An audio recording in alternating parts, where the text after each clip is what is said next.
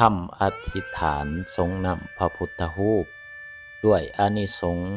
จากการทรงนำพระพุทธรูปในครั้งนี้ขอให้ข้าพเจ้า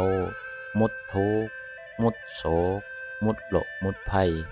ขอให้หลุดพ้นจากกิเลสอาสวะทั้งหลายเอาชนะอุปสรรคทั้งปวงมีสุขภาพที่แข็งแรงมีผิวพรรณวรรณะที่ผ่องใสขอให้ชีวิตของข้าพเจ้าและครอบครัวของข้าพเจ้าเพียบพร้อมสมบูรณ์ไปด้วยสมบัติมหาศาลท่านใส่ในปัจจุบันขอความปรารถนาของข้าพเจ้าทั้งปวงนี้จงสำเร็จจงสำเร็จจงสำเร็จด้วยอำนาจแห่งพระรัตนตรัย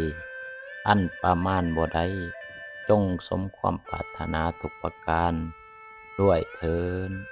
สาธุสาธุสาธุนิพพานะปัจจโยโหตุ